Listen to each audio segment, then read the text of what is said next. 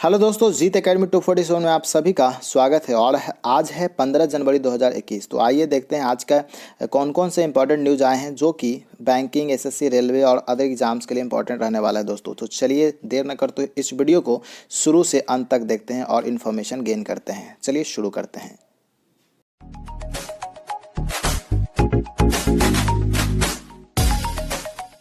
तो आइए देखते हैं आज के टॉप 15 न्यूज़ कौन कौन से हैं। तो सबसे पहला जो न्यूज़ है फ्रेंड्स आपके स्क्रीन पे, न्यूज़ फर्स्ट क्या है देखिए।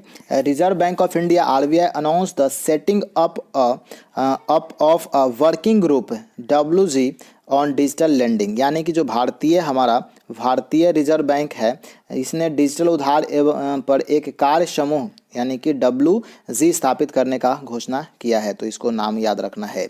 चलिए नेक्स्ट जो है आपका न्यूज़ आपका आया है, ये देखिए न्यूज़ क्या है। 51st international film festival of India will pay rich tribute to the legendary film maker Satyajit Ray. देखिए सत्यजीत राय जी को क्या देने वाला है, तो 51 ठीक है 51 यानी कि 51वें भारतीय अंतर्राष्ट्रीय फिल्म महोत्सव में प्रसिद्ध फिल्म निर्माता जो है सत्यजीत रे जी को श्रद्धांजलि दी जाएगी। ठीक है, याद रखना है। चलिए नेक्स्ट न्यूज़ की तरफ बढ़ चलते हैं फ्रेंड्स। इसी से रिलेटेड क्या है यहाँ पे देख सकते हैं, कह रहा है कि भारतीय सशस्त्र सेनाओं के पहल commander in chief field marshal के करियप्पा ओविन ने सेना में दिए हुए तुलनीय योगदान की याद में यह दिवस मनाया जाता है। फील्ड मार्शल करियप्पा 1953 में इसी दिन सेवानिवृत्त हुए थे। ये देखिए इसका न्यूज़ आगे आएगा, ठीक ना। देखिए यहाँ पे आएगा, आगे न्यूज़ आया है क्या है यहाँ पे देखिए। इससे रिलेटेड क्या है, सरकार ने इंडियन एयरफोर्स के लिए हिंदुस्तान एरोनॉटिक्स लिमिटेड से करीब 48,000 करोड़ रुपए मूल्य के 83 लाइट कॉम्बैट एयरक्राफ्ट LCA तेजस की खरीद की मंजूरी दे दिया है। तो LCA तेजस की खरीद की मंजूरी दे दिया गया है। ठीक है, याद रखना है। चलिए नेक्स्ट न्यूज़ की तरफ बढ़ चलते हैं। अगला जो न्यूज़ आया है, रिपब्लिक डे जो परेड है ना, Republic day parade 2021 will see a contingent of Bangladeshi armed force marching on Rajpath. कहता है कि गणतंत्र दिवस जो परेड होने वाला है 26 जनवरी को, तो उस दिन 2021 में बांग्लादेशी सशस्त्र बलों की एक टुकड़ी को राजपथ पर मार्च करते हुए देखा जा सकता है। ठीक है, देखा जाएगा ही, सकता है क्या है। चलिए नेक्स्ट न्यूज़ की तरफ बढ़ चलते हैं दोस्तों। नेक्स्ट न्यूज़ जो आपका है देखिए यहाँ पे क्या है, न्यूज़ है एक बुक से रिलेटेड। कहता है जो पूर्व मुख्य चुनाव आयुक्त ICSY कुरैशी अपनी पुस्तक the populations myth Islam family planning and politics in India लेकर आए हैं। देखिए यहाँ पे क्या है, फॉर्मर जो चीफ इलेक्शन कमिश्नर है ना YSY Qureshi has come out with his book title the population myth Islam family planning and politics in India लेकर के आई है। तो याद रखना है दोस्तों। अगला जो है आपका न्यूज़ जो आया है देखिए, नेक्स्ट न्यूज़ है मणिपुर गवर्नर जो है doctor Najma Heptulla has release a book title making of a general a Himalayan echo authored by LT general Konsam Himalayan Singh. देखिए क्या है न्यूज़ कि मणिपुर की जो राज्यपाल है डॉक्टर नजमा हेपतुल्ला ने लेफ्टिनेंट जनरल कोनसम हिमालय सिंह द्वारा लिखित making of a general Himalayan echo पुस्तक का विमोचन कर दिया है। तो याद रखना इसका नाम। चलिए नेक्स्ट जो न्यूज़ जो आपका आया है, न्यूज़ है क्या, न्यूज़ है union budget 2021 slated to be presented on February 1st is going to be completely paperless in the wake of the ongoing corona virus pandemic. देखिए जो इस बार यूनियन बजट जो लॉन्च होने वाला है ना दोस्तों, तो संसद में 1 फरवरी को पेश किए जाने वाले केंद्रीय जो बजट हैं 2021 मौजूदा कोरोना वायरस महामारी के मद्देनज़र पूरी तरह से कागज रहित होने वाला है, पेपरलेस होने वाला है। ठीक है ना, इसको डिजिटली दिखाया जाएगा। चलिए अच्छी बात है, कोरोना वायरस से बचना भी चाहिए हम लोग को। नेक्स्ट जो है आपका न्यूज़ है प्रख्यात सामाजिक कार्यकर्ता और पद्मश्री पुरस्कार से सम्मानित D प्रकाश राव जी का निधन हो गया है। तो इनका नाम इम्पोर्टेंट बनता है किनका, तो नोटेड जो सोशल एक्टिविस्ट हैं और पद्मश्री अवार्डी जो थे D प्रकाश राव जिनका हाल ही में देहांत हो गया है, चलिए एक्सपायर कर गए हैं, तो इनका नाम इंपॉर्टेंट बनता है। चलिए नेक्स्ट न्यूज़ की तरफ बढ़ चलते हैं। अगला जो न्यूज़ है देखिए, government will set up to 10% stake in steel authority of India. यानी कि स्टील अथॉरिटी ऑफ इंडिया में सरकार 10% तक का हिस्सेदारी बेच देगी। ठीक है, तो याद रखना है आपको।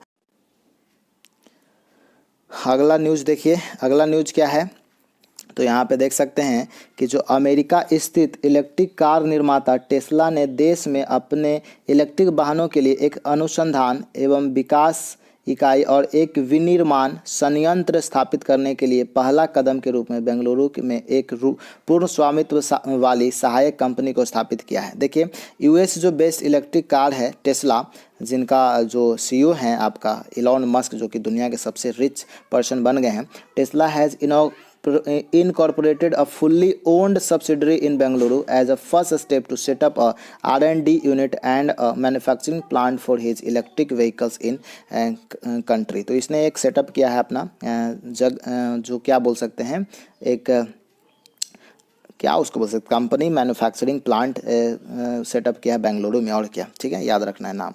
चलिए नेक्स्ट जो है आपका ये देखिए न्यूज़ क्या है, कह रहा है कैबिनेट ने वैज्ञानिक और तकनीकी सहयोग के लिए भारत और यूएई के बीच एक समझौता ज्ञापन को मंजूरी दे दिया है। यानी कैबिनेट जो हमारा है उसने has approved an agreement between India and UAE for the scientific and technical cooperation. ठीक है, अगले न्यूज़ की तरफ बढ़ चलते हैं। अगला न्यूज़ क्या है, कहता है कि India has been ranked 85th among 110 countries in the Henley Passport Index for 2021। देखिए, भारत 2021 के लिए हेनले पासपोर्ट इंडेक्स में 110 देशों में से भारत को 85वां 85th स्थान पर दिया गया है। याद रखना है इसका पोजीशन। चलिए अगले न्यूज़ की तरफ बढ़ते हैं फ्रेंड्स। अगला न्यूज़ देखिए, आरबीआई से रिलेटेड क्या है, आरबीआई बैंक ऑफ इंडिया यानी reserve bank of India has cancel the licence of Maharashtra based Vasant Dada Nagari सहकारी बैंक। देखिए क्या है, भारतीय रिजर्व बैंक ऑफ इंडिया ने महाराष्ट्र स्थित वसंत दादा नगरी सहकारी बैंक का लाइसेंस को क्या कर दिया है,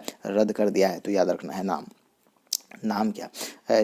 नेक्स्ट जो है आपका in Manipur the cherry blossom Mao festival was held at Senapati district. देखिए, मणिपुर में सेनापति जिले में चेरी ब्लॉसम माओ फेस्टिवल आयोजित किया गया है। तो आपको याद रखना है कि कौन सा फेस्टिवल लॉन्च किया गया, आयोजित किया गया है और कहाँ पे किया गया है। तो सेनापति डिस्ट्रिक्ट में किया गया है और नाम है इसका चेरी ब्लॉसम माओ फेस्टिवल, जो कि मणिपुर में हुआ है।